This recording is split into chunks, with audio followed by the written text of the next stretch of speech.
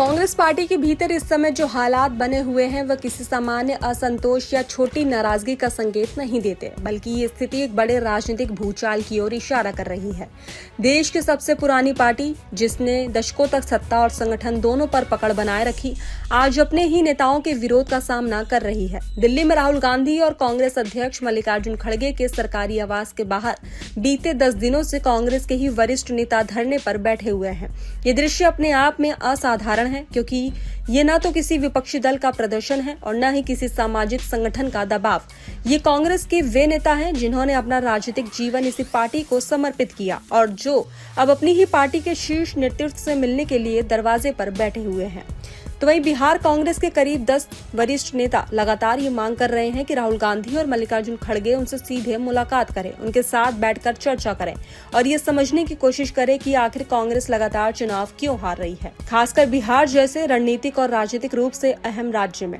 इन नेताओं का कहना है कि पार्टी की हार कोई अचानक हुई घटना नहीं है, बल्कि ये लंबे समय से चली आ रही संगठनात्मक कमजोरियों, गलत फैसलों और जमीनी हकीकत से कटे नेतृत्व का नतीजा है। लेकिन सबसे चौंकाने वाली बात यह है कि 10 दिन बीत जाने के बावजूद न राहुल गांधी इन नेताओं से मिलने बाहर आए और न ही पार्टी अध्यक्ष खड़गे ने इन्हें समय देना जरूरी समझा। ये चुप्पी, ये दूरी और ये अनदेखी कांग्रेस के भीतर गहराते संकट की सबसे बड़ी तस्वीर बनकर उभरी है। ये वही नेता हैं जिन्होंने हाल के महीने में सार्वजनिक रूप से पार्टी की कार्यशैली पर सवाल उठाए थे। उन्होंने खुलकर कहा था कि बिहार विधानसभा चुनाव में कांग्रेस की हार का सबसे बड़ा कारण टिकट वितरण में की गई भारी गड़बड़ियां हैं। योग्य और मेहनती कार्यकर्ताओं को नजरअंदाज किया गया, जबकि ऐसे लोगों को टिकट दिया गया जिनका न तो क्षेत्र में जुड़ाव था और न ही संगठन में कोई मजबूत पकड़। कुछ नेताओं ने तो ये तक आरोप लगाया कि टिकटों की बिक्री हुई और पैसों के दम पर उम्मीदवार तय किए गए। इन नेताओं का ये भी कहना है कि जमीनी कार्यकर्ताओं की राय लिए बिना दिल्ली से फैसले थोप दिए गए, जिसका नतीजा ये हुआ कि कार्यकर्ता खुद को ठगा हुआ महसूस करने लगे और पार्टी पूरी तरह पस्त हो गई। अब वही नेता दिल्ली में बैठे हैं, लेकिन पार्टी का शीर्ष नेतृत्व उनसे बात करने को भी तैयार नहीं है। ये स्थिति साफ तौर पर दिखाता है कि कांग्रेस के भीतर संवाद की प्रक्रिया लगभग ठप हो चुकी है। पार्टी के भीतर से ही आवाज उठने लगी है कि मल्लिकार्जुन खड़गे को हटाकर किसी युवा और अधिक सक्रिय नेता को कांग्रेस की कमान सौंपी जानी चाहिए। खास बात यह है कि ये मांग सिर्फ उम्र को लेकर नहीं है, बल्कि कार्यशैली को लेकर है। पार्टी के भीतर कई नेता मानते हैं कि अब कांग्रेस को ऐसे नेतृत्व की जरूरत है जो जमीनी स्तर पर सक्रिय हो, राज्य में लगातार दौरे करे, कार्यकर्ताओं से सीधे संवाद करे और सिर्फ फाइलों और बैठकों तक सीमित न रहे।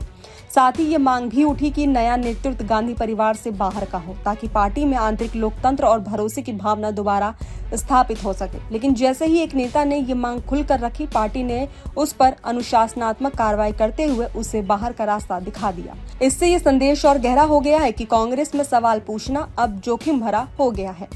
तो वहीं ये सिर्फ बिहार के नेताओं की नाराजगी नहीं है, बल्कि कांग्रेस के भीतर लंबे समय से दबा हुआ असंतोष अब फूटकर सामने आ रहा है। उदाहरण के तौर पर उड़ीसा में मोहम्मद मुस्तकीम का नाम सामने आता है, जो 3 साल तक राहुल गांधी से मिलने का समय मांगते रहे, लेकिन उन्हें कभी मौका नहीं मिला। ये वही नेता हैं जिन्होंने कांग्रेस के लिए दशकों तक काम किया, विधायक रहे और जिनका परिवार आज भी राजनीतिक में सक्रिय है। इसी तरह बिहार से आई फातिमा जहां जैसी महिला नेता हैं जिन्होंने न सिर्फ टिकट वितरण पर सवाल उठाए, बल्कि महिलाओं की लगातार अनदेखी को भी मुद्दा बनाया। इसके बावजूद उनकी आवाज भी शीर्ष नेतृत्व तक नहीं पहुंच सकी। ये तथ्य और भी अहम हो जाता है क्योंकि ये सभी नेता कांग्रेस के परंपरागत और सबसे वफादार समर्थक माने जाते रहे हैं। सबसे बड़ा और गंभीर सवाल यही है कि जब राहुल गांधी सार्वजनिक मंचों पर कहते हैं कि वे जनता से संवाद करते हैं, कार्यकर्ताओं से मिलते हैं और पार्टी को नीचे से ऊपर तक मजबूत करना चाहते हैं, तो फिर उनके अपने नेता 10-10 दिनों तक उनके दरवाजे पर क्यों बैठे हुए हैं? क्यों उन्हें मिलने का समय नहीं दिया जा रहा है? आलोचकों का कहना है कि राहुल गांधी का नेतृत्व एक तरफा हो गया है। वह तब जनता या कार्यकर्ताओं के बीच जाते हैं जब उन्हें खुद उचित लगता है, लेकिन जब कार्यकर्ता या नेता उनसे मिलने की मांग करते हैं तो वो उनसे नहीं मिलते हैं। यही वजह है कि पार्टी के भीतर ये धारणा मजबूत हो रही है कि कांग्रेस का शीर्ष नेतृत्व जमीनी सच्चाइयों से धीरे धीरे कटता जा रहा है। तो वहीं मल्लिकार्जुन खड़गे को लेकर पार्टी के भीतर सवाल उठ रहे हैं। ज्यादातर नेता ये मानते हैं कि खड़गे एक ईमानदार, सुलझे हुए और सम्मानित नेता हैं, लेकिन उनकी उम्र और सीमित सक्रियता पार्टी के लिए एक चुनौती बनती जा रही है। एक राष्ट्रीय अध्यक्ष से ये अपेक्षा की जाती है कि वो राज्यों में जाकर संगठन को मजबूत करे, जिला स्तर तक संगठन की समीक्षा करे और कार्यकर्ताओं के बीच ऊर्जा भरे।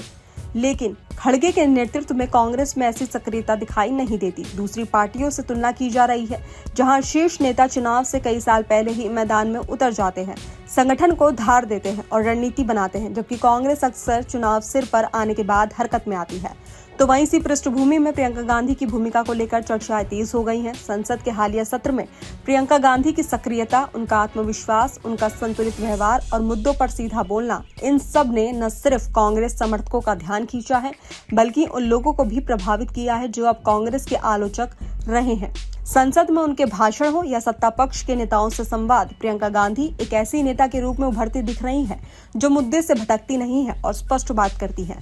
यही वजह है कि कांग्रेस के भीतर और बाहर दोनों जगह ये सवाल उठने लगे हैं कि क्या पार्टी को एक बार नेतृत्व का चेहरा बदल कर देखना चाहिए। तो वहीं कांग्रेस के भीतर एक बड़ा वर्ग अब ये मानने लगा है कि पार्टी के पास खोने के लिए ज्यादा कुछ नहीं बचा है। लगातार चुनावी हार के बावजूद अगर अब भी कोई बड़ा कदम और साहसी बदलाव नहीं किया गया तो स्थिति और बदतर हो सकती है। बिहार, उत्तर प्रदेश, बंगाल और उड़ीसा जैसे राज्यों में कांग्रेस लगभग हाशिए पर पहुंच चुकी है। ऐसे में कई नेता ये तर्क दे रहे हैं कि गठबंधनों के सहारे सिमटने के बजाय कांग्रेस को अपने दम पर चुनाव लड़ने देना चाहिए। भले ही शुरुआत में हार मिले, लेकिन इससे संगठन मजबूत होगा, स्थानीय नेता उभरेंगे और कार्यकर्ताओं में नई जान आएगी।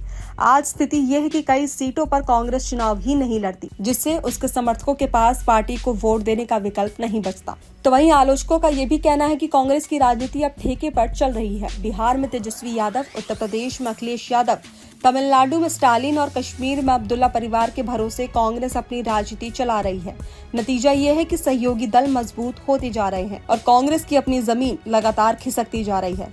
सवाल ये है कि कांग्रेस को आगे कौन बढ़ाएगा अगर कांग्रेस खुद अपनी लड़ाई लड़ने को तैयार नहीं है। तो वहीं दिल्ली में बैठे बिहार के कांग्रेस नेताओं का ये धरना इसी तरह गहरी बेचैनी और निराशा का प्रतीक है। वे सिर्फ मुलाकात नहीं मांग रहे, बल्कि ये जानना चाहते हैं कि पार्टी आखिर किस दिशा में जा रही है और क्या नेतृत्व उनकी आवाज सुनने को तैयार है। लेकिन जब शीर्ष नेतृत्व मिलने से ही इनकार करता है तो ये संकेत और गहरा हो जाता है कि कांग्रेस के भीतर संवाद लगभग टूट चुका है। आने वाले दिनों में अब ये देखना अहम होगा कि राहुल गांधी और मल्लिकार्जुन खड़गे इस असंतोष को गंभीरता से लेते हैं या फिर ये बवाल भी बाकी कई सवालों की तरह अनसुना कर दिया जाएगा। क्योंकि अगर ऐसा हुआ तो कांग्रेस का संकट सिर्फ बना नहीं रहेगा, बल्कि और गहराता चला जाएगा।